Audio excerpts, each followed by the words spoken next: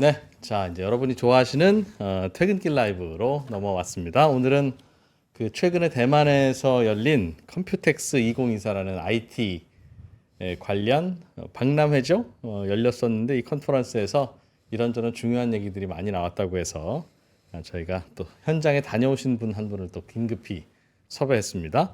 아시아경제의 백종민 기자님. 이분은 우리나라의 최고의 IT 전문 기자라고 써 있는데 맞죠? 뭐 저보다 훌륭하신 분들 많지만요. 네. 뭐 자칭 그렇게 예. 뭐 불러주시니 감사합니다. 몇 분 더 계시긴 한데 이 시간에 시간이 되신 분들이 백종민 기자님밖에 없어서 네, 감사합니다. 어서 오세요. 환영합니다. 그 컴퓨텍스라고 하는 그 IT 컨퍼런스예요. 그러니까 가서 공부하고 오는 거예요, 아니면 이것저것 구경하고 오는 거예요? 이거 전시회라고 보시면 됩니다. 가전 전시회가 라스베가스에서 열리는 CES가 있듯이 네네. 예.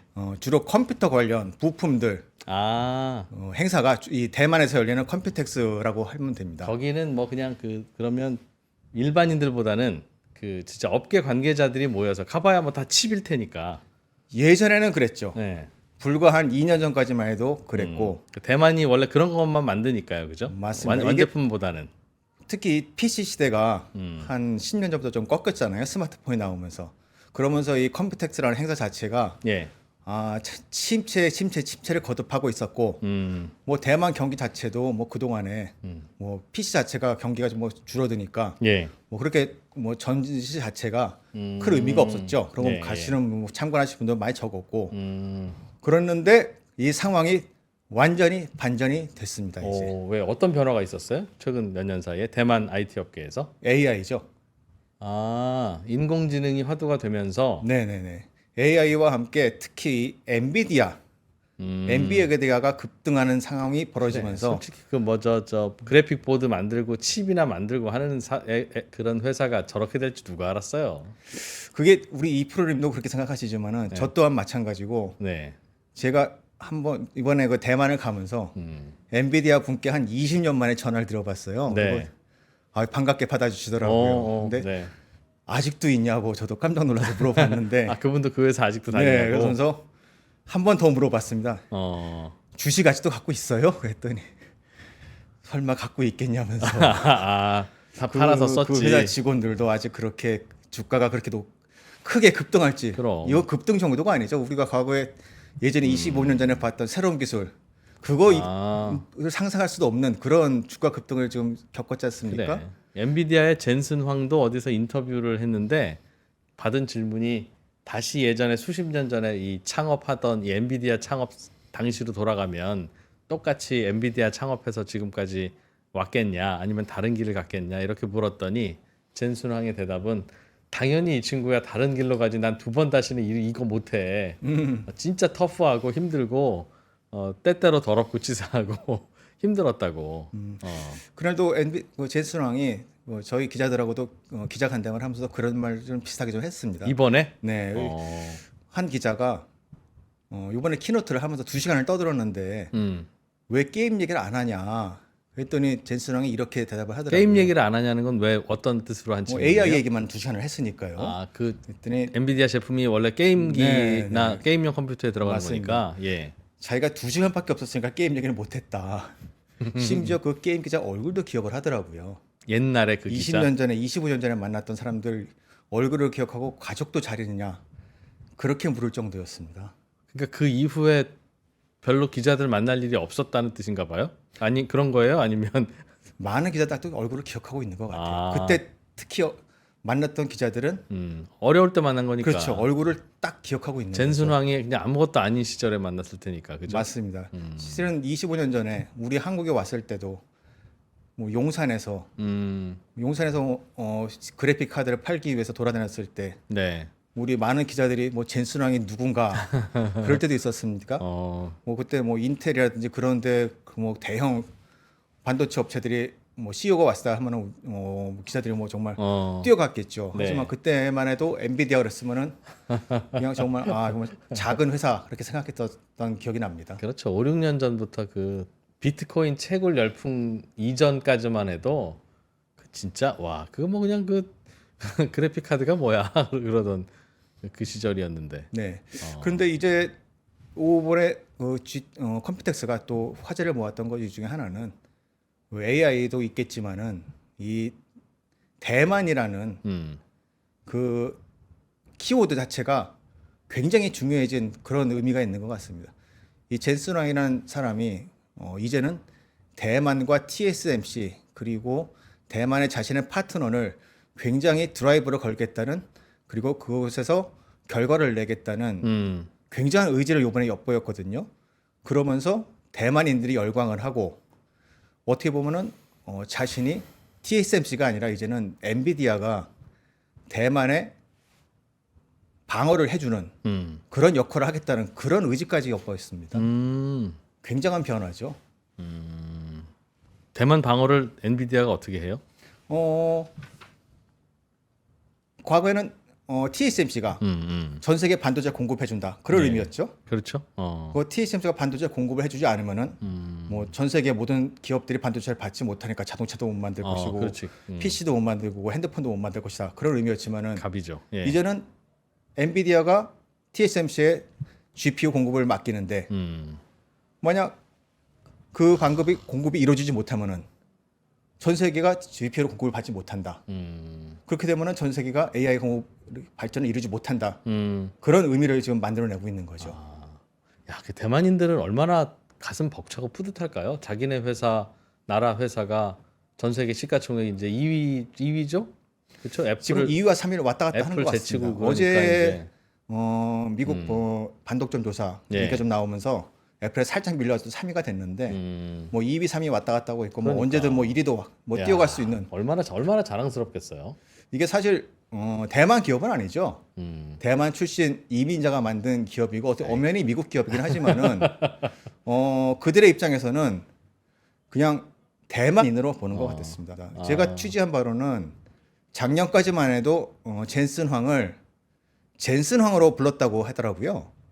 언론 매체에서도 젠슨 황이라고 불렀다고 해요. 근데 올해부터는 황런순이라고 보도를 하고 있더라고요. 황런순. 런순 그게 대만 네, 중국어 발음으로 뭐, 그냥 자연스럽게 보도를 하고 있고, 그것이 작년과는 굉장히 다르진 모습이라고 대만에서도 그렇게 평가를 부르는군요. 하고 있습니다.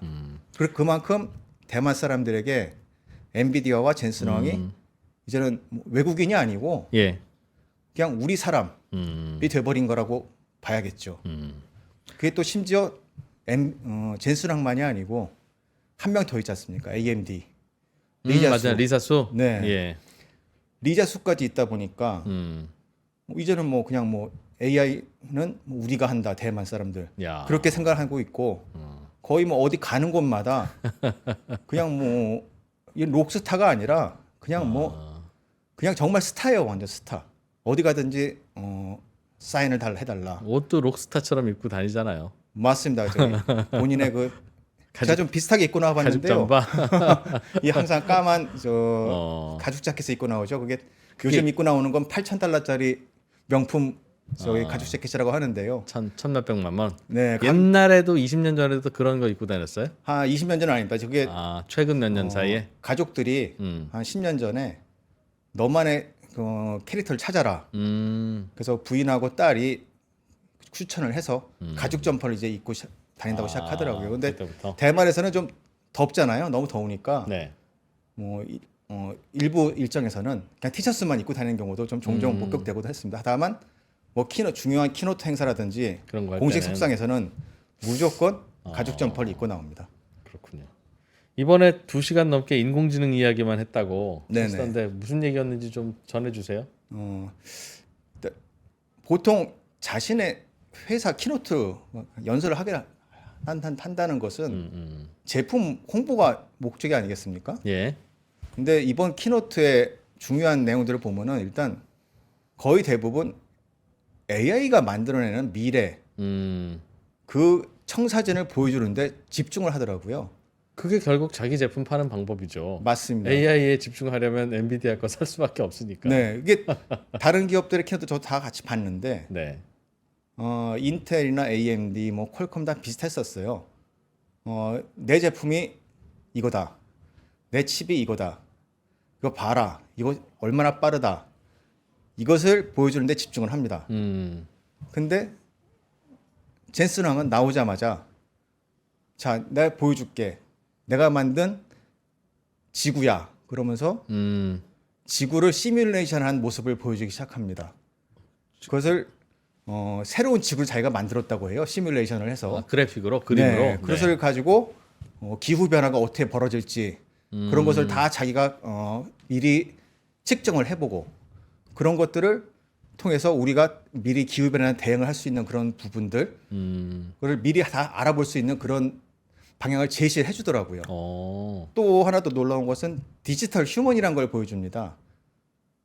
사람의 모습을 똑같이 만들어 가지고 어떻게 보면 뭐 이 컴퓨터 내에서 사람이 똑같이 사람과 모습을 그대로 재현하면서 아니면 또 뭐 이미지로 재현하면서 사람의 행동을 똑같이 따라하고 그 사람을 컴퓨터상에서 벌어지는 모든 행동들을 그대로 재현해 주는 거죠. 예. 그러니까 사람의 모습을 그냥 그대로 보여주면서 우리의 일상을 그대로 다시 한번 똑같이 그냥 카피해 주는 거예요. 그러니까 우리의 일상에서 벌어지는 일이 어떻게 벌어지는지를 컴퓨터가 다시 다 재현해 주는 겁니다.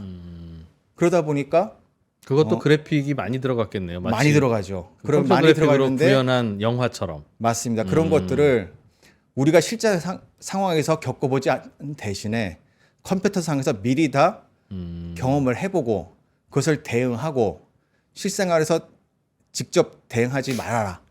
그런 경험을 말하는 거죠. 그러면서 그 사람이 항상 강조하는 말이 있습니다.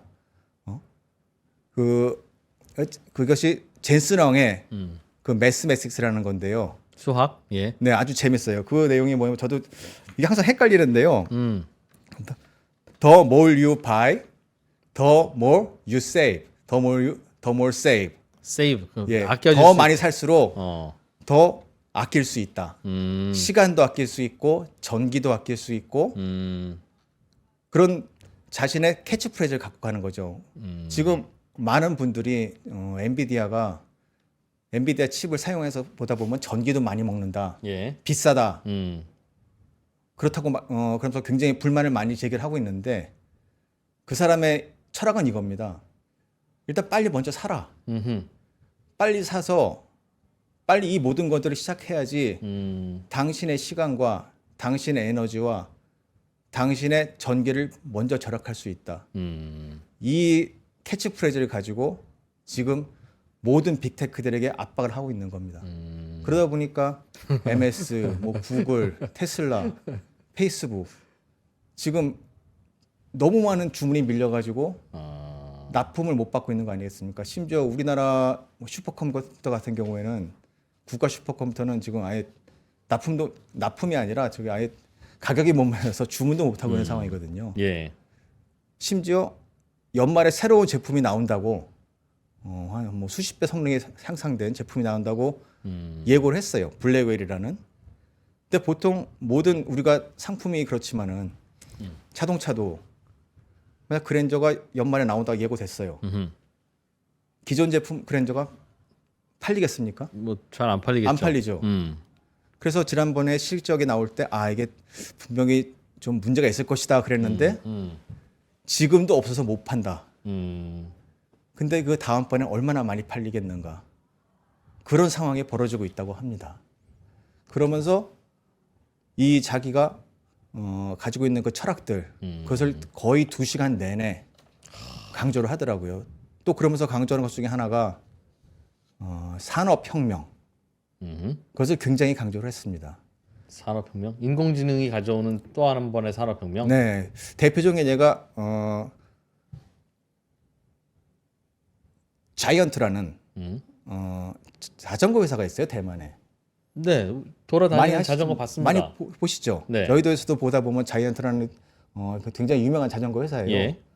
그 자전거 회사가 엔비디아에 솔루션을 도입을 해가지고 공장 자동화라든지 그런 거를 진행한다는 대표적인 파트너 회사를 이번에 딱 부각이 됐습니다. 뭘 어떻게 한다는 거죠? 저는 인공지능으로 네네. 실제로 뭘 세이브하든 돈을 벌든 하여간 투입된 것보다 더 많이 버는 사례들이 나와야 이제 그게 보급도 되고 그럴 거 아니겠어요?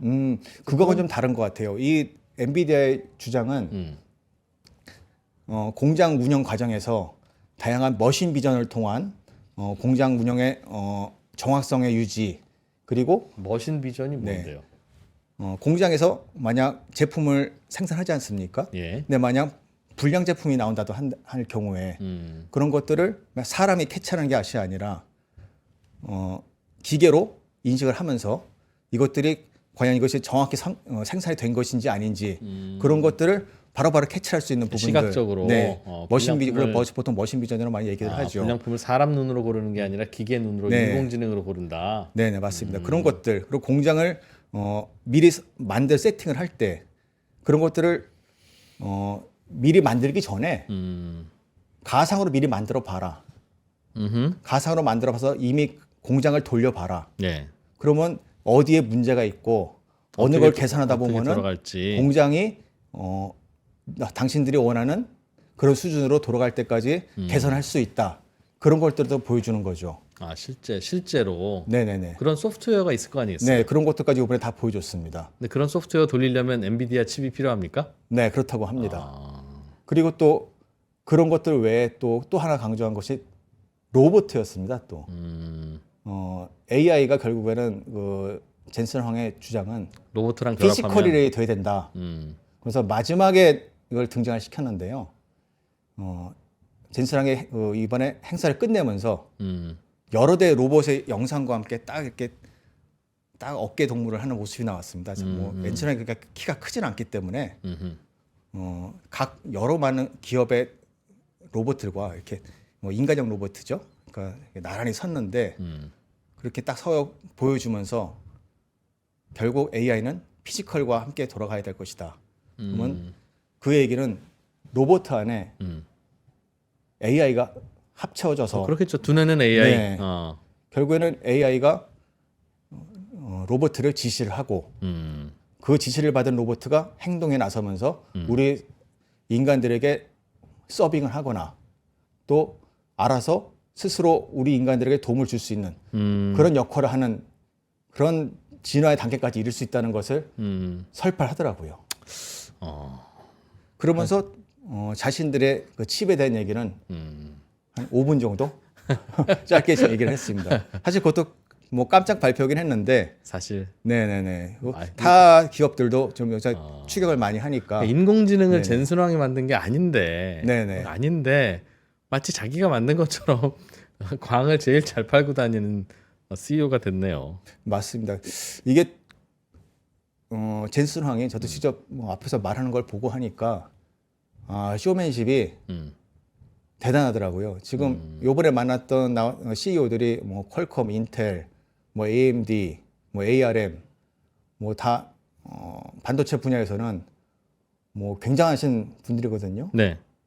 뭐 그런데 이분들의 언변이나 행동 그런 것들이 도저히 젠슨 황과 지금 비교가 될 수 있는 상황이 아니었습니다. 보니까. 젠슨 황이 많이 유명해져서 또 그런 프리미엄을 얻는 건 아니에요. 진짜 좀 달라요? 연예인 같아요? 그럼 예전에도 20년 전에 만났을 때도 그랬어야 되잖아요. 원래 그런 사람이라면. 지금 후광을 받는 것도 분명히 맞는 건 같아요. 근데 그렇다 하더라도 본인이 이 정도까지의 식견과 인식을 보여준다는 거는 쉽지 않거든요. 많은 CEO들이 보통 Q&A를 할 때 네. 옆에 부사장, 임원 이렇게 앉히죠. 네. 젠슨 황은 Q&A 할 때도 혼자 그냥 맨몸으로 들어오더라고요. 근데 오늘 말씀해주신 그런 이야기들은 맞는 네네. 말이긴 한데, 네네. 이야 어떻게 그런 생각을 하지? 대단한 인사이트야. 그렇게 느껴지는 건 없는데요. 미래의 인공지능이 그럼 다 세상을 바꾸고 한다는 얘기는 저도 할 수 있을 것 같은데, 네네네. 뭐가 특별했어요? 젠슨 황이 했던 이야기 중에 2%는 상상도 못할 만한 그런 이야기 그게 있었어요. 젠슨 황이 하니까 그렇지 훌륭한 얘기지 하고 건너먹었을 것 같긴 한데. 저는 이렇게 생각을 해요. 네. 젠슨 황이 말한 것 중에 가장 놀랐던 것 중에 하나는 일단 파트너를 강조한다는 거. 그러니까 이런 식이죠. 나만이 AI를 한다는 말은 안 하더라고요. 제가 물어봤습니다. 하나는 요즘 애플도 AI를 뭐 곧 진입한다고 해서 예. 말이 많다. 당신은 어떻게 생각하냐 그랬더니 애플의 AI는 AI고 나의 AI는 AI다. 다른 AI다. 나는 산업혁명을 추진하기 위한 AI를 할 것이고 애플의 AI는 엔드 유저를 위한 AI를 하고 있다. 소비재형 그쵸. 인공지능은 애플이 하고 네네. 나는 공장이나 회사에서 쓰는 인공지능 만든다. 네네. 사실 인공지능을 만드는 게 아닌데. 맞습니다. 그리고 우리가 우리가 국내 기업들에게 경험해 봤을 때 이 파트너라는 걸 말하는 건 사실 쉽지는 않거든요. 이 파트너를 통해서 내가 같이 기업을 하겠다라는 부분들, 만약 엔비디아가 오픈 AI나 TSMC가 없다. 그럴 경우에 이 사업이 가능할까요? 제일 놀랐던 것 중에 하나는 이번에 TSMC가 주가가 5일에 5%가 올랐습니다. 네. 저도 이게 왜 올랐나 놀랐더니 이유를 찾아봤더니 그것도 젠슨 황의 이유가 있더라고요. 젠슨 황이 사실 이게 사실 쉽지 않은 일인데 네. TSMC의 기업 가치가 너무 낮다. 이 사람들이 웨이퍼를 너무 싸게 팔고 있다라는 발언을 했다고 합니다. 보통 내가 그 납품받는 단가를 깎으려고 하지 올려주겠다는 발언을 잘 하지 않잖아요. 네. 그렇다는 얘기, 그렇게 하면 젠슨의 말은 내가 같이 생태계를 만들어가면서 같이 키워가겠다. 저는 그렇게 들었어요. 이 사람들이 내가 만약 나만 가겠다 생각했다면은 남을 깎고 파트너를 무조건 깎아내리고 값을 너는 좀 나에게 싸게 줘 이렇게 했겠지만은 젠슨의 생각은 그런 것 같아 보이지 않았습니다. 특히 우리 삼성을 포함한 하이닉스, 뭐 마이크론도 얘기했지만 HBM 부분들 삼성에 대해서 기자들이 우리가 물었습니다. 그랬더니 단호하게 얘기하더라고요. 파트너다. 파트너다. 우리에게 공급을 할 것이다. 그리고 어떤 또 다른 기자 한 분이 또 뭐 테스트에 통과하지 못했다는 보도가 있는데 어떻게 생각하냐 했더니 절대 그렇지 않다. 그건 당연하죠. 네, 그 굉장히 삼성이 떨어졌어요. 그러면 하이닉스하고 어떻게 단가 협상을 하겠어요? 맞습니다. 그것도 분명히 맞습니다.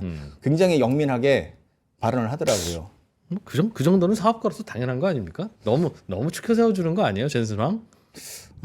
그렇지만은 당연히 그렇게 얘기해야지. 그럼 그게 뭐 그렇게 놀라운 일이에요. 그렇지만 그 사람이 그런 리드를 했다는 걸 그렇게 경영적 판단을 했다는 거를 잘 한번 왜 그런 일이 벌어졌을까 고민을 해봐야 돼요. 만약 왜 GPU가 지금까지 AI를 만들어 왔을까? 그 이유를 한번 잘 들여다 보셔야 됩니다. 뭔데요, 그게? 아까 우리 이프로님도 말하셨지만 우리 그냥 게임했던 그래픽 카드 생각하지 네, 않습니까? 그렇죠. 예. 근데 그 GPU가 어느 순간 갑자기 AI의 기능이 있다는 걸 누군가 발견했어요. 그리고 갑자기 그걸 알려줍니다. 물론 학교에 있는 박사님이요. 그렇게 알려진 네, 거예요? 근데 그 순간 그 회사는 거의 도산 직전에 있었어요. 엔비디아가? 네네네. 엔비디아가 2007년 우리 금융위기 때 도산 위기에 거의 다 했습니다. 그게 막 주가 한 2달러, 3달러 할 때 있었어요. 네. 네. 근데 그때도 소프트웨어 개발에 올인을 하고 그리고 금융위기 때 이후에도 AI라는 그 기능을 발견한 이후에 AI를 훈련시키는데 엔비디아 칩이 유용하다는 걸 그거를 박사들이 알려줬죠. 그냥 AI 연구하던 박사들이 네, 그걸 알려준 겁니다. 젠슨왕도 몰랐었던 건데. 몰랐죠. 전혀 모르던 기능이었습니다. 예. 얼마나 운이 좋아요. 네. 그런데. 정말 그건 운이죠. 근데 운인데 운이 있었지만은 그 운을 받아들이는 거는 경영자의 능력이죠. 네. 그때부터 모든 회사의 자원을 거의 모든 자원을 거기 AI에 투입을 하더라고요. AI 개발에 유용한 칩이 되기 위해서. 네네. 그래서 그때 오픈AI가 처음 설립됐을 때도 오픈AI용 슈퍼컴퓨터를 젠슨이 직접 들고 와서 갖다 줍니다. 그 장면들을 그때도 그 현장에 있었던 게 또 일론 머스크였고요. 일론 머스크가 그 현장에서 직접 보고하면서 그 오픈 AI 직원들과 같이 젠슨 황이 직접 전달하면서 AI를 키워보자. 그러고 하면서 이제 오픈 AI가 시작이 된 겁니다.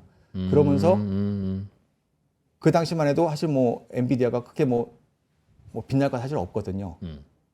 그래봤자 뭐 게임 CPU GPU 만들던 회사였으니까 뭐 수익이 어마어마하게 났던 회사도 아니고. 네. 하지만 그때부터 계속 정말 몰아붙였던 거죠. 다만 그 중간에 또 운이 한이 터졌던 게 어쨌든 비트코인이 터져주면서 돈을 많이 벌었죠. 좀 벌었죠. 뭐 좀 벌었죠 어쨌든. 물론 벌었다 하더라도 그것이 뭐 인텔이나 뭐 그런 뭐 정말 뭐 어마어마한 반도체 회사들처럼 많이 번 것은 아니었고. 네. 일단 뭐 이제 목숨은 살아갈 만한 그런 정도의 기업을 이제 규모로 올라왔지만은 이제 그런 수준에서도 그냥 끊임없이 AI에 투자를 한 거죠. 그러다 보니 어느 순간 왔는데 이제 오픈 AI가 챗 GPT를 터뜨리고 그러다 보니까 어느 순간에 빵 터져버린 거죠. 그냥. 무모한 도전을 한 거네요. 그러면 오픈 AI가 이렇게 우수한 성능의 챗 GPT가 만들어질지는 그들도 몰랐다고 그러던데요. 맞습니다. 그래서 제가 아까 그 엔비디아 직원분에게 당신이 주식이 있냐 물어봤던 게 본인들도 몰랐다는 것이 정말 그런 의미였던 것 같습니다. 그래서 당신들 직원들 중에 정말 주식이 있는 사람들이 있냐 그랬더니 정말 아무것도 모르고 그냥 개발만 하시던 분만 좀 가지고 계신 것 같다. 그분들은 인생 역전을 한 것 같다.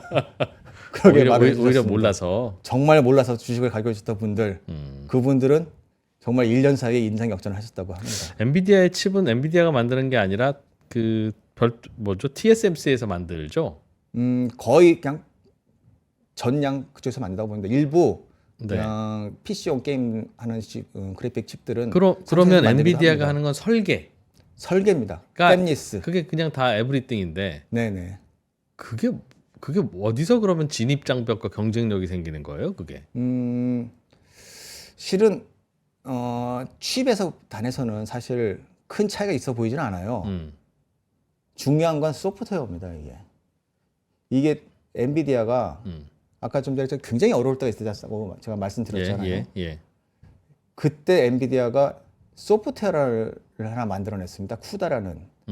그러니까 지금 AI를 하시는 분들이 다 결국 소프트웨어를 가지고 지금 설계를 할 거 아니겠습니까? 근데 그 만든 소프트웨어가 쿠다라는 사실 뭐 프로그래밍 언어라고 보셔야 되는데 그걸 가지고 다 지금 AI를 설계를 한다고 보시면 됩니다. 그러다 보니까 AI를 만드는 분들이 일단 다 손에 다 쿠다가 다 익어 있죠. 쿠다라는 소프트웨어가 보통 대부분 지금 많은 소프트웨어 하시는 분들이 뭐 C도 있을 것이고 파이썬도 있을 것이고 그런 설계를 하시고 계신데 만약 어느 순간 갑자기 다른 칩을 주고 또 다른 언어를 써. 그럴 경우에 받아들이실까요? 많은 분들이? 쉽게 받아들이지 못합니다. 대부분. 제가 여쭤봤던 분들 많은 그게 쿠다라고 하는 소프트웨어가 네네네. 칩하고 어떻게 연동되는 거예요? 우리가 컴퓨터 쓸 때는 그 안에 인텔이나 AMD가 들어있지만 네네. 인텔이나 AMD가 뭐 만든 소프트웨어를 우리는 거들떠 볼 필요가 없잖아요. 거기서 소프트웨어 아예 만들지는 않죠. 그렇죠. 그냥 네네. 칩이죠. 근데 그리고 마이크로소프트의 윈도우나 우리가 그런 걸 가지고 노는데 네네. 인공지능을 개발하는 쪽에서는 마이크로소프트 같은 그런 운영 체계 같은 게 없어서 쿠다라고 하는 걸 별도로 이용한다는 그 말입니까? 그러니까 언어라 보면 되죠. 인공지능을 설계하기 위한 그 GPU 그 그래픽 카드를 내가 잘 만들고 운영하기 위한 코딩을 하기 위한 그런 그래픽 언어라고 보시면 됩니다. 그 언어를 완전히 장악하고 있는 거죠. 엔비디아가요. 그러다 보니까 AMD나 인텔 지금 뒤늦게 들어가고 있는데 그 장벽을 지금 뚫지를 못하고 있는 겁니다. 심지어 인텔이 이번에 GPU를 내놓겠다. 그래서 가격을 3분의 1로 인하하겠다고 했어요. 근데 이런 반응들이 나오더라고요. 댓글에. 가격은 3분의 1인데 사람값은 더 들면은 누가 그걸 사겠냐. 아, 사람값이 더 든다는 게 무슨 뜻이죠? 그러니까 사람은 고용을 해야 되는데 이걸 모르는 사람들을 고용을 해서 가르쳐서 고용을 해서 해야 되니까 개발을 해야 되는데 그러면 그 비용을 누가 담당하겠나. 그리고 더 중요한 거는 적게 개발할 수 있겠는가. 제때 개발 못하면 개발 비용이 무한정 늘어나겠죠. 그러면 경쟁에서 남들보다 늦어지면은 뭐 지는 거 아니겠습니까? 그러면 의미가 없잖아요. 그러다 보니까 엔비디아를 할 수밖에 없고 만약 다른 기업들이 더 뭐 성능이 좋더라도 그 칩을 살 수 없다고 하더라고요. 근데 더 중요한 사실은 엔비디아가 뛰어가는 속도는 경쟁 기업들이 가는 속도보다 훨씬 빠르다는 겁니다, 지금. 굳이 그렇게 열심히 안 해도 될 건데 열심히 한다고 너무 과하게 한다고 하더군요, 다들. 네, 지금 젠슨은 이번에 그렇게 얘기하더라고요. 갑자기 보통 2년 주기로 칩을 내놨는데 예. 갑자기 키노트 맨 마지막에 막 뭐 뛰는 모습을 하더니 리듬을 얘기해요. 리듬? 네. 리듬. 우리는 원 이어 리듬을 강조하면서 1년마다 칩을 하나씩 새로 내놓겠다.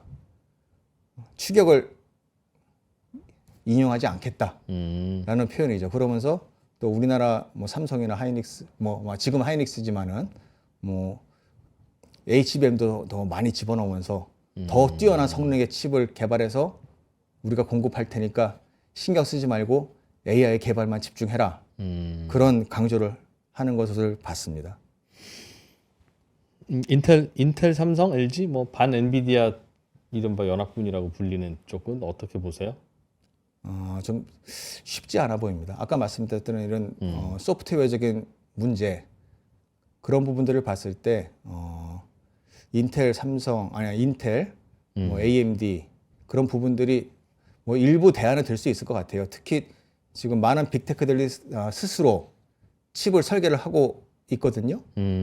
근데 그것도 대안일 뿐이죠. 테슬라도 자신들이 칩을 만든다고 했는데 네. 결국에는 엔비디아에서 칩을 많이 받으면서도 그것만으로 해결이 안 되니까 일부 사기도 하고 자기들이 만들면서 엔비디아와 구매 시 좀 딜을 하기 위해 좀 더 잘하기 위한 그런 뭐 좀 어느 정도의 좀 지렛대로 삼으려는 그런 정도의 역할 정도지 과연 이걸 가지고 엔비디아와 경쟁을 할 수 있을까? 이미 저쪽은 뭐 달나라에 가 있는 급인데 지금 여기서 뭐 이제 뛰고 있는 상황이니까요. 쉽지가 않아 보입니다. 오히려 엔비디아 빨리 칩을 사다가 AI 성능을 높이는 게 좀 더 빠른 길이라고 그들은 생각하고 있는 것 같아요. 그렇군요. 안 될 것 한동안 안 될 것 같다는 거예요? 그거 뭐 젠슨 왕의 이야기가 아니라 보시기에. 네, 당분간 쉽지 않아 보입니다. 그런 것들이. 그쪽에서 대부분 다 그렇게 표현을 했고 저도 뭐 그쪽에서 다른 분들 좀 취재를 해봤는데 작년에도 키노트 보신 분들 그때 뭐 여차례 여쭤봤습니다. 그랬더니 정말 이게 격차가 너무 벌어지는 것 같다. 근데 그러면서 일단 지금은 중요한 상황 포인트는 추격도 중요한데 일단 저들이 하는 것을 빨리 협력을 해보면서 같이 저들과 협력을 하면서 저들이라면 그 엔비디아 쪽에 하는 그 부분들을 빨리 저들이 하는 부분들을 일단 우리도 한번 따라가서 웬만큼 캐치업을 해줘야지 다른 뭐 빅테크들이 하는 부분들에서 우리도 밀리지 않을까라는 그런 염려를 하는 것을 저도 좀 목소리를 좀 들었었습니다. 요즘 반도체 회사 중에 제일 주가 안 오르고 있는 게 인텔이에요. 심각합니다. 그래서 반도체 주식 다 올라서 인텔만 안 올랐길래 요거는 늦게 오르는 건가 보다 싶어서 샀던 분들은 땅을 치고 그게 후회를 하고 있어요. 제가 쓴 이 책에서 좀 많이 다뤘었는데요. 네. 뭐가 문제입니까, 인텔은? 이 테크도 해봤고 주식 기자도 해봤고 미국에서 근무도 해봤지만은 투자자들이 가장 무서워하는 게 일단은 대량의 투자와 그 다음에 수익이 크게 돌아오지 않는 부분들 아니겠습니까? 인텔이 지금 투자가 어마어마하게 들어가고 있고, 뭐 물론 뭐 조 바이든 대통령이 뭐 팻캐싱 CEO하고 동향이다 보니까 뭐 엄청나게 여기 보조금도 밀어주고 있지만은 과연 인텔에 누가 주문을 할까요? 그게 무슨 말이죠? 인텔 지금까지도 누가 주문해서 쓰지 않아요? 아니죠. 인텔은 지금 새로 시장에 진입하고 있지 않습니까? 자신들도 TSMC에다가 주문을 해서 지금 칩을 만들고 있는 상황인데 특히 PC용 칩이에요? PC용 칩에 들어가는 일부 부품들을 예. 스스로 만들 수 없어서 지금 TSMC에다 주문을 준 부분들이 네, 있습니다. 예. 가장 중요한 핵심 포인트가 뭐냐면은 인텔은 전기를 많이 먹는 칩을 지금까지 만들어 왔어요. 근데 요즘 추세는 뭐죠? 뭐 전기를 친환경 저전력, 조금 먹는 칩을 무조건 만들고 싶어 합니다. 모바일 기기에서 배터리를 써야 되니까. 네, 심지어 지금 과거에는 지금 우리가 사용하는 PC도 모바일 칩에서 사용하던 칩으로 이전해가는 분위기거든요. 지금 퀄컴도 그렇게 이전을 하고 있습니다. 심지어 마이크로소프트도 그렇게 좀 추진을 하고 있거든요. 네.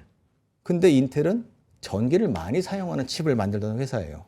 근데 이 회사가 전기를 조금 먹는 칩을 생산해야 되는 상황에 왔습니다.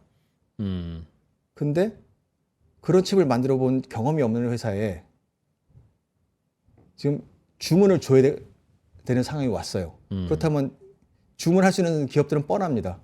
퀄컴, AMD, 네. 엔비디아. 일단 뭐 대표적인 회사 세 군데밖에 없습니다. 예. 근데 누가 있을까요? 제가 판단해 보기에 일단 AMD는 요번에 발표하면서 뭐 조금 삼성에 대한 조금 여지를 준 것 같긴 해요. 원래 삼성과도 거래가 많이 있었고 그리고 삼성의 네. 그 제조 기술을 쓰겠다는. 네네네. 네네. 지금도 삼성의 그 엑시노스 칩 그쪽에 GPU 같은 부분들 뭐 AMD 기술도 좀 들어가고 있어요. 그리고 퀄컴은 예전에 삼성의 파운드리 맡겼다가 좀 문제가 생겨서 TMC로 넘어가긴 했지만은 이번에 퀄컴 CEO가 직접 굉장히 좀 단호하게 얘기했는데 듀얼 소싱으로 가겠다. 삼성과 TSMC 듀얼 소싱으로 가겠다는 것을 직접 발언을 했습니다. 저도 좀 물어보려고 했는데 제 앞 기자가 바로 물어보더라고요. 그랬더니 그렇게 굉장히 직접적으로 발언을 했어요. 그 얘기는 TSMC 주문이 많다 보니까 자신들이 좀 밀리고 있다는 생각을 하는 건지 삼성이 3나노를 받겠다는 주문하겠다는 그런 의미로 좀 들렸는데 어차피 과거에 관계도 있었고 퀄컴은 삼성과 옛날부터 거래 관계가 많았던 회사입니다. 그렇다면은 엔비디아는 TSMC가 완전히 찰떡 붕어보인 것을 이번에 보여줬죠. 그렇다면 인텔은 누가 주문을 대체 줄까요? 주문을 준다는 건 인텔의 생산을 파운드리 그렇죠. 사업에서 생산을 맡겨야 되는 거죠. 근데 인텔도 다른 회사들한테 반도체 설계도 받아서 주문 생산하는 파운드리 네네네. 사업을 하니까. 네네. 지금 그게 핵심인 겁니다.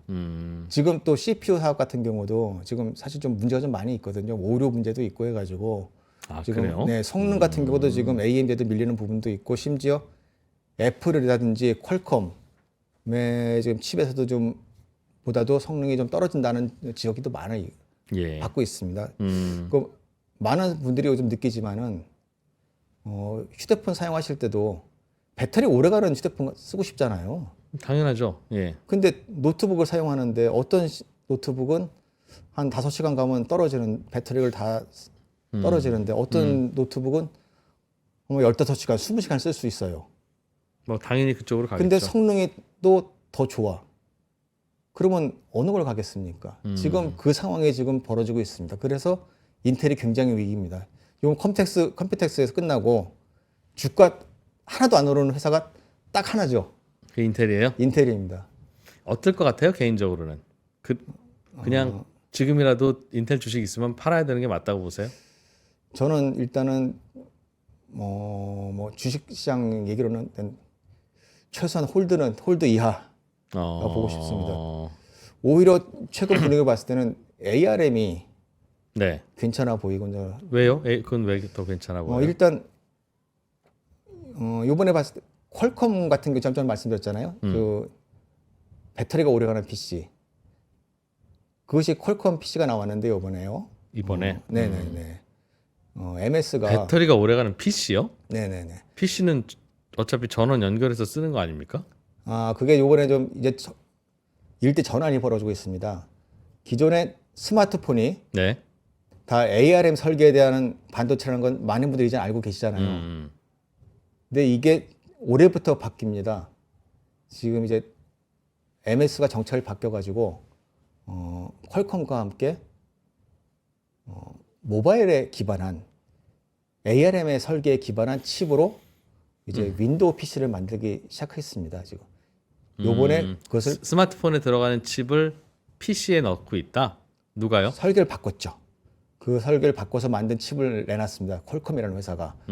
그래서 이제, 그 퀄컴이라는 회사가 스냅드래곤 X 엘리트라는 칩을 이번에 처음 내놨고요. 네. 그 실은 이 4년 전에 애플이 M1이라는 칩을 통해서 처음 자체 개발한 칩으로 노트북 PC를 처음 만들었습니다. 예.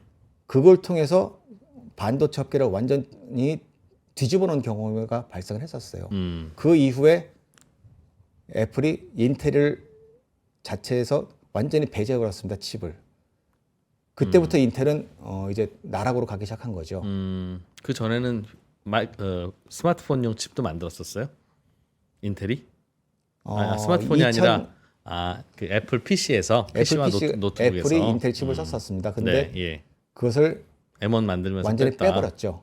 그러면서 인텔이 한번 흔들렸는데 이번에 퀄컴이라는 회사가 아예 PC용 칩을 만들어 버리면서 그것을 사실 과거에 우리가 윈텔이라고 불렀잖아요. 예. MS와 인텔 완벽한 짝꿍이었죠. 1990년대와 2000년대까지 이 회사에 경쟁할 만한 소프트웨어 회사 반도체 회사 없었습니다. 근데 이 공식이 사실 좀 깨지고 있어요. 퀄컴이 PC용 칩을 또 만들었군요. 네, 그래서 지금 굉장히 드라이브를 많이 걸고 분위기겠습니다. 근데 그 칩의 설계를 ARM이 해주고 있어요. 네. 근데 요번에 ARM CEO가 이렇게 발언을 했습니다. 5년 안에 PC 시장의 50%를 먹겠다. 그 얘기는 지금 우리가 사용하고 있는 PC의 50%를 예. ARM이 라이센스 비용을 받겠다는 얘기입니다. 예. 그렇다면은 퀄컴 칩이 PC에 많이 박히게 될 것이다 그 말이군요. 네, 지금은 퀄컴 칩밖에 사실 안 나오고 있거든요. 근데 물론 타 회사에서도 그 이후에 뭐 또 내놓긴 하겠지만은 결국에는 다 ARM 기반의 칩이 나올 가능성이 크거든요. CPU를 말하는 거죠? 네, 맞습니다. 그러다 보니까 결국 ARM이 굉장히 자신감 있게 그날 발언을 하더라고요. 거기에 대해서는 그럴 만하다고 생각하세요? 네, 근데 인텔은 PC에서도 좀 뺏길 상황이 돼 있고, 지금 PC의 칩은 AMD, 네, AMD에서도 뺏기고, 퀄컴, 네, 퀄컴한테도 인텔 뺏길 상황이고, 이 정도에서 만들고 있는데 네, 네, 네. 퀄컴이 반을 먹을 거라는 퀄컴과 ARM이 거의 반을 먹겠다는 그런 이제 굉장한 목표를 내놓은 거죠. 그러면서 퀄컴 사장은 이렇게 얘기를 했습니다. 뭐 어떤 기자가 이렇게 질문하는 거죠. 당신들이 대체 경쟁에 승리할 수가 있겠냐? 지금 점유율이 0%인데 예. 저는 이게 굉장히 놀랍게 들었는데 우리는 모바일이라는 콜로세움에서 살아왔다. 우리는 사실 콜로세움이라는 것은 어떤 거겠습니까? 그거라는 표현하는 의미가 있다는 얘기는 정말 혈투를 치르면서 살아왔다. 정말 퀄컴이라는 회사가 정말 미국의 정말 조그만 회사에서 대한민국에서 CDMA라는 그 디지털 통신 기술을 상용화하면서 정말 커왔고 그 이후엔 통신 회사가 아니라 반도체 회사로 변신을 하면서 커왔고 어느 순간은 애플도 꼼짝 못하는 그런 반도체 기업으로 변신을 해왔거든요. 근데 이번엔 정말로 반도체 정말 회사로 내가 완전 업그레이드 해보겠다.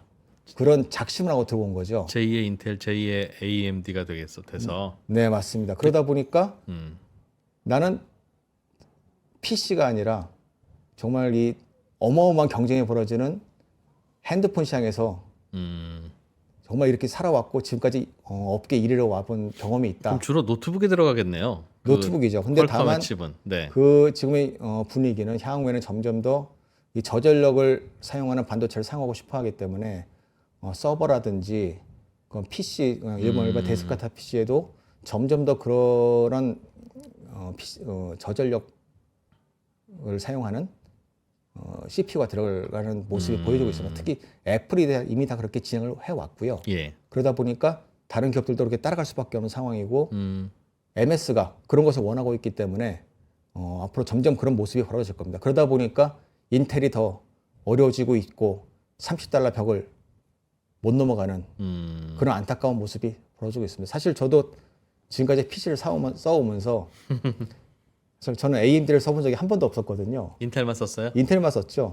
근데 물론 그 중간에 저도 이해를 합니다. 한 번은 제 아이가 산 맥북을 사왔는데 그게 알고 봤더니 공중부양 노트북이더라고요. 너무 열이 많이 나가지고 항상 이게 띄워놔야 되는. 이 팬이 너무 많이 돌다 보니까 이 공중부양한다 그런 의미로 노트북이었는데 제가 산 6개월 뒤에 산 노트북은 아예 팬이 돌아가지도 않는 똑같은 그 모양인데 근데 성능은 한 3배가 높아지고 가격은 똑같고. 무슨 칩이 들어갔던 거였어요? 그건 애플 칩으로 바뀐 거죠. 애플 M. 네, 그러다 보니까 완전히 바뀌어 버린 거죠.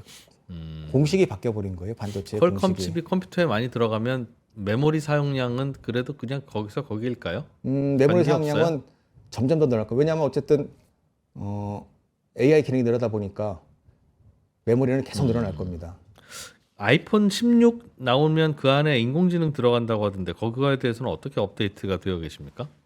지금 이제 월요일이죠. 네. 10일 애플이 WWDC에서 발표를 하게 돼 있는 걸로 뭐 기정사실화로 돼 있는 것 같은데요. 아마 챗GPT 쪽하고 협력을 해서 예. 아이폰에 탑재를 하든지 아니면은 아이폰의 그 음성 비서 시리에다가 예. 챗GPT를 뭐 결합을 해서 이게 좀 굉장히 개선을 해서 작동을 하는 그런 뭐 여러 가지 뭐 시나리오가 벌어지고 예상이 되고 있는데 일단은 지금 뭐 우리가 뭐 앞서 삼성이 발표한 갤럭시 S24 그 이상의 성능을 낼 가능성이 있다라는 전망들이 많이 있습니다. 일단 삼성이 보여줬기 때문에 애플도 좀 급하거든요. 애플이 과거에는 사실 뭐 AI라는 것을 뭐 대놓고 하던 기업은 아니었어요. 예. 근데 물론 이 회사가 AI를 준비를 굉장히 많이 해왔습니다, 사실은. 대표적인 예가 애플이 이 아이폰을 화면 열기를 할 때 여기는 지문을 안 쓰잖아요. 애플이 써보신다 알지만 이게 얼굴 보고 엽니다. 이 기능도 사실은 AI인데 이 기능을 하기 위해서 반도체에 적용한 시장이 벌써 거의 10년이 다 돼가요.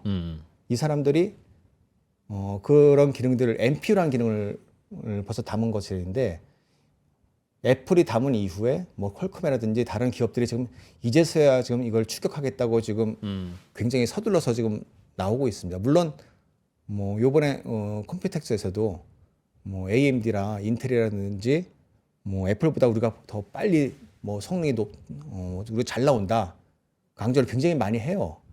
근데 물론 그것들이 뭐 실생활에서 정말 잘 나온다 하시는 그것은 아직은 알 수 없는 거거든요.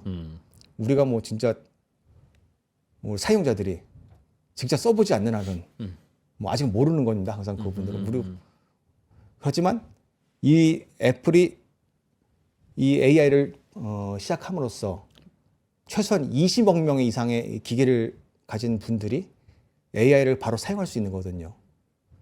안드로이드 폰의 단점이 중에 하나는 OS가 개선됐을 때 순차적으로 개선되지 않습니까? 근데 애플은 한 번에 바로 개선이 되죠. 그러다 보니까 물론 칩의 성능에 따라서 좀 제한적일 수 있지만은 많은 분들이 이 부분들을 일제히 적용해 볼 수 있을 겁니다. 만약 챗GPT가 애플의 기본 앱으로 들어간다. 그러면은 별도로 내가 AI 앱을 깔 필요가 없이 그냥 바로 쓰실 수 있는 거예요. 문답 하면서. 네네. 그럼 바로 쓰실 수 있다. 채팅하면서. 네, 바로 쓰실 수 있는 거예요. 그냥 내가 앱스토어에서 깔 필요도 없고 많은 분들이 특히 뭐 어르신들 같은 분들 특히 이 GPT 같은 경우는 유사 앱이 굉장히 많거든요. 이게 정말 챗GPT인지 이게 뭐 복사한 앱인지 제가 봐도 모르겠더라고요. 이게 정말 오픈 AI 앱이 맞는 건지. 근데 진짜 바로 애플에서 바로 기본 앱으로 깔아준다면은 만약 우리가 전 세계 20억 명이 바로 그걸 쓸 수 있고 그걸 통해서 바로 AI를 활용할 수 있고 그게 킬러가 될까요? 결국은 그냥 뭐 물어보는 걸 테고 그럼 검색 대신 그런 거 하는 것 같기는 해요. 그것들을 그런 부분들을 분명히 저도 인정을 합니다. 그럼 약간 편리할 수도 있고 신통하긴 할 텐데 근데 그걸로 그걸로 무슨 돈을 벌까요? 근데 저는 이렇게 생각을 해요. 제가 사실 요번에 저희 아버님께 갤럭시 24 울트라를 사드렸습니다. 예. 큰 거? 화면 네, 큰 거? 큰 거. 네. 근데 아버지가 저를 보더니 그러시더라고요. 오랜만에 뵈러 갔더니 나 AI 폰이 갖고 싶어. 70이 넘으신 분인데 네. 그냥 갖고 싶으시대요. 그랬더니 왜 갖고 싶어요? 했더니 나 그림도 그려보고 싶고 하고 싶은 게 많다 그러시더라고요. 그래서 AI한테 시켜보고 싶다. 네, 아들은 시켜도 안 오고 불러도 안 오고 그러니까. 바로 갑시다. 내가 그냥 바로 사드렸습니다. 이게 그냥 우리가 생각하는 것과 소비자들의 니드가 무조건 같다. 저 그렇게 생각한 차이가 있을 수 있다고 생각이 들더라고요. 어느 순간 2% 보다 보니까. 당신이야 뭐 그게 하나 있으면 뭐 더 좋겠냐 싶지만 그거 되게 좋은 기능으로 생각하는 소비자도 많다. 네네네 맞죠. 그러면서 뭐 우리 아버지 말씀은 그러시더라고요. 뭐 그냥 뭐 그림 그리는 것뿐만이 아니라 내가 필요한 뭐 그림이 뭐 로고 같은 거 있으면은 하나 그리라고 하고 그걸 가지고 내가 유튜브에다 올릴 수 있지 않을까? 물론 저희 아버님께서 좀 빠르게 생각할 수도 있지만은 많은 분들이 그런 활동을 하면서 또 경제적인 또 이득을 취득할 수도 있고 그러다 보면은 많은 AI 기업들이 그런 과정에서 또 다른 또 사업 모델을 만들어낼 수도 있고 그러면서 우리가 또 다른 또 산업 혁명을 이룰 수 있는 그런 기회도 이룰 수 있을지 않을까요? 우리가 뭐 20년 전에 새로운 기술이 뭐 영상폰 뭐 인터넷으로 통화한다고 했을 때 뭐 믿었습니까? 지금 뭐 당연하지 않습니까? 어떻게 보면 그러면서 그걸 가지고 이제 영상폰을 보면서 뭐 다양한 뭐 상담도 하고 있죠. 영상 의료도 할 수 있고 그런 부분들 정말 다양한 또 모델들이 사업 모델이 생겨났는 듯이 또 그런 새로운 세계의 사업 모델들이 우리 후대에 또 뛰어난 인재들에 의해서 탄생하지 않을까 인공지능으로 기대도 됩니다. 뭐가 돈을 많이 벌까요? 실은 영상 통화도 그걸로 뭐 큰 돈을 못 벌잖아요. 그렇죠.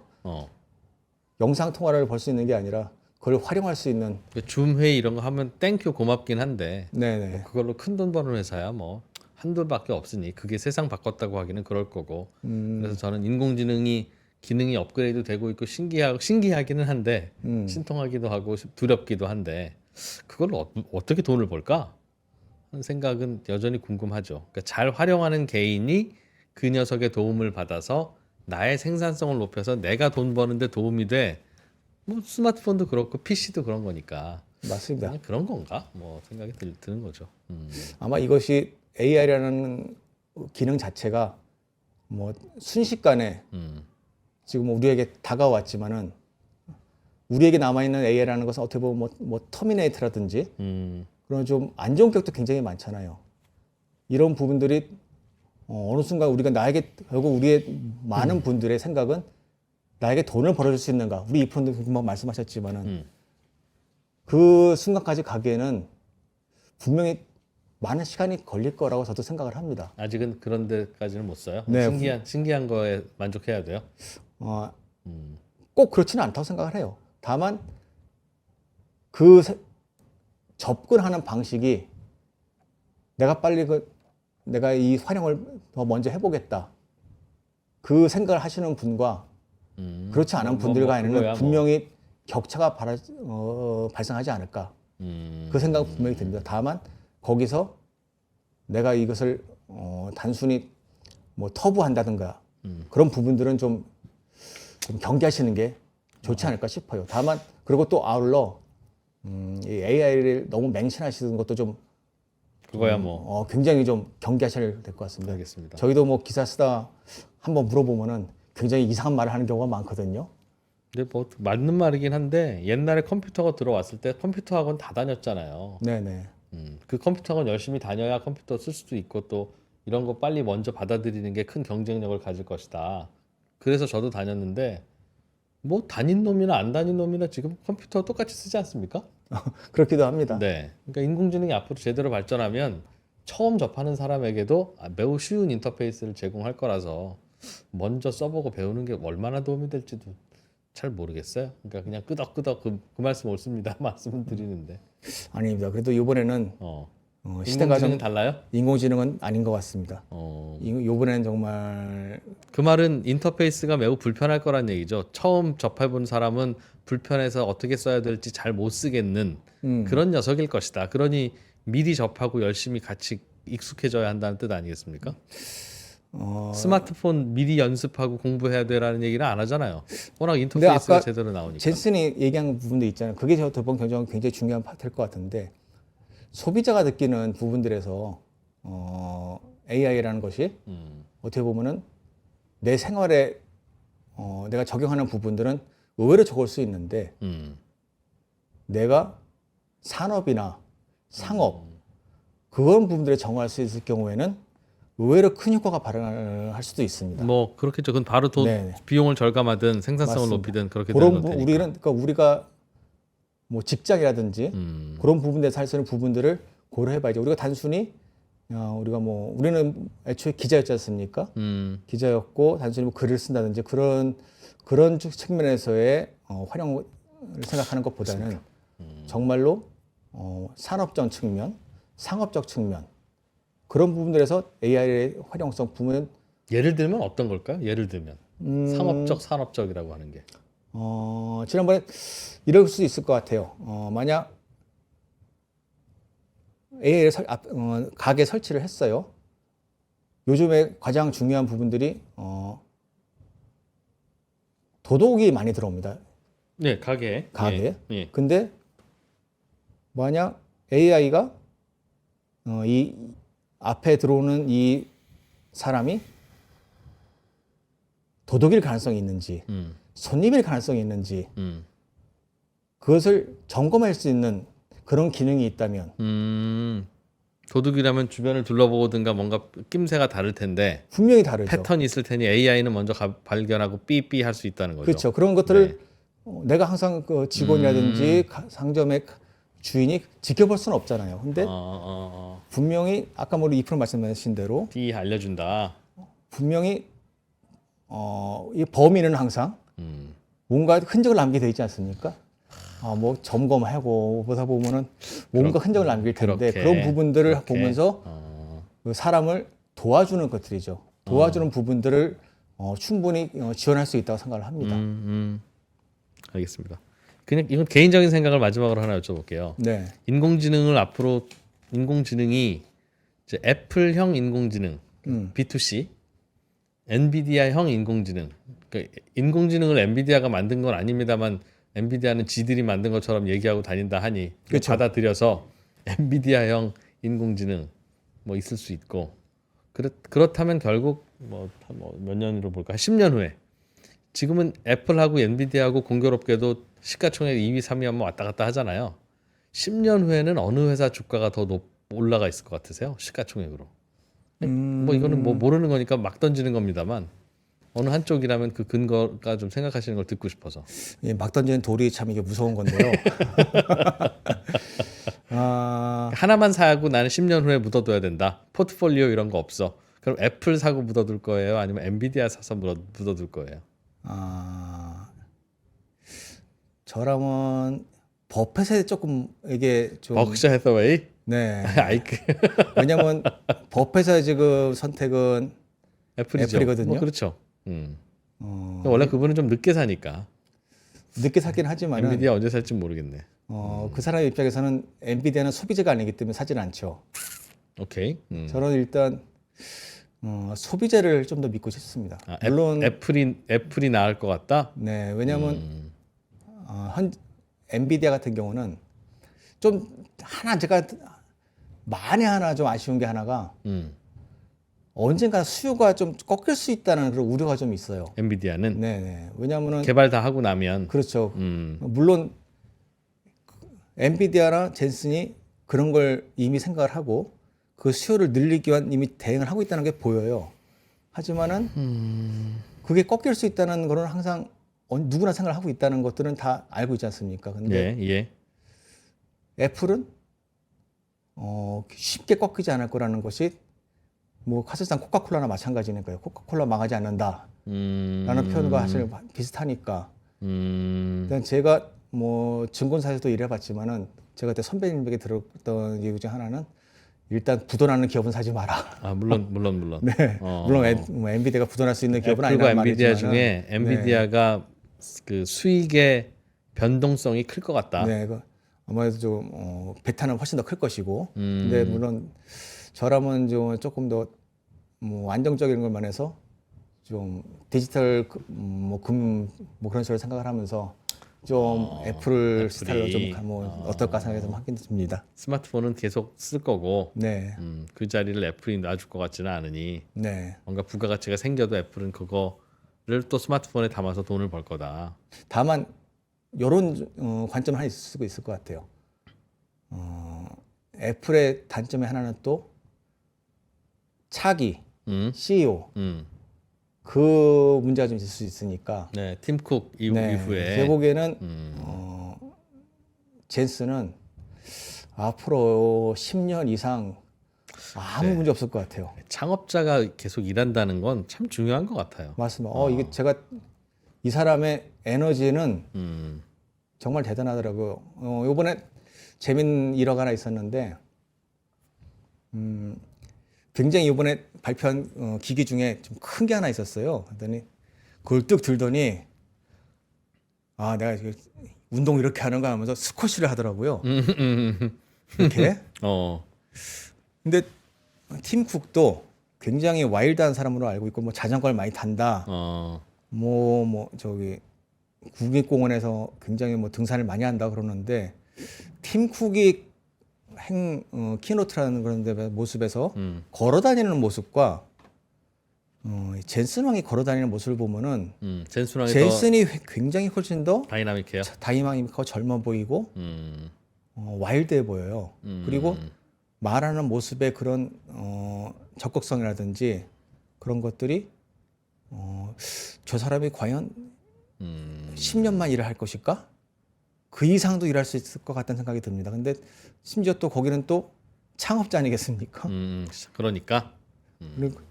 근데 그 팀 쿡은 이제 언제든가 또 물러줘야 될 사람이고, 알겠어요. 과연 누구한테 물려줄 것인가? 그런 부분들에 대한 애플 같은 경우에는 좀 리스크가 좀 있지 않을까 생각이 좀 듭니다. 알겠습니다. 그러나 뭐 10년 묵힐 거면 나는 애플 가지고 10년 묵힐 거고, 혹시 뭐 초기에 애플을 보는 듯해, 초기에 엔비디아를 보는 듯해, 잘 모르겠지만 그냥 느낌이 싸해 하는 회사는 혹시 뭐 개인적으로 생각하는 회사 없어요? 나중에 책임지라고 안 할게요. 현장 보고 다니시니까 그런 뭐 있을 것 같아서 혹시 이 회사는 자꾸 볼품 없지만 잘 주시해 봐야 될 것 같아. 뭐 CEO의 눈빛이 장난이 아니야라든가 뭐. 이번에 그 대만에서 보고 온 기업 중에 예. 젠슨이 찍어준 기업들이 몇 개 있거든요. 젠슨이 찍어줬어요? 젠슨이 삼성 웨이포에도 젠슨 어프로브도 해줬잖아요. 그렇게. 이게 젠슨이 사인을 하는 게 사실 이게 보니까 함부로 해주는 것 같지가 않습니다. 젠슨이 찍어준 기업들 여러 군데가 있었는데 사실 보면 대표적인 기업이 이번에 그 슈퍼마이크로라고 엄청 기업이 그 회사도 주가 많이 뛰었잖아요. 예. 근데 여러 개 이번에 아니, 왜 해준 거예요? 주식 투자하라고? 아니면 자기 파트너라고 파트너라고 팍팍 찍어줬어요. 근데 기업들이 있었는데 물론 대만 기업이긴 해서 좀 우리가 잘 모르던 기업들이 사실 많습니다. 근데 그 기업들 사실은 20년 전에 가만 봤을 때는 그때 봤을 때는 정말 그게 무슨 혹시 뉴스에 좀 공개가 됐습니까? 찍어준 기업이? 대만 기업들의 뉴스에는 많이 나왔어요. 그래요? 저는 좀 알고 있던 기업들이지만 뭐 기가바이트라든지 에이수스 뭐 대만의 과거엔 정말 작은 기업들이었는데 네. 아마 엔비디아의 이번에 하반기에 나오는 블랙웰 칩 그 시스템을 본격적으로 공급한다고 하더라고요. 그런 칩들을 아마 공급하다 보면은 하다 보면은 아마 이번에 좀 실적이 좀 많이 올라가면서 엔비디아가 네, 아니 엔비디아 공급한 칩을 그 사람들이 이제 사서 제 서버로 만들어서 공급을 하는 거죠. 이미 슈퍼마이크로는 뭐 어마어마하게 올랐고 또 그런 기업들이 또 좀 아마 좀 빛을 좀 발하지 않을까 알겠어요. 생각을 좀 듭니다. 그 찍어줬던 기업 리스트는 좀 따로 알려주시면 저희가 요 영상 댓글에다가 네, 고정 댓글로 올려놓을게요. 알겠습니다. 네, 좀 도와주십시오. 알겠습니다. 예, 아시아경제 백종민 기자였습니다. 고맙습니다. 네, 감사합니다. 박근영, 이선영, 사경인, 염승환 투자 마스터들의 세심한 케어로 건강한 투자 습관을 만드세요. 3프로 멤버십 3프로 앱에서 확인하세요.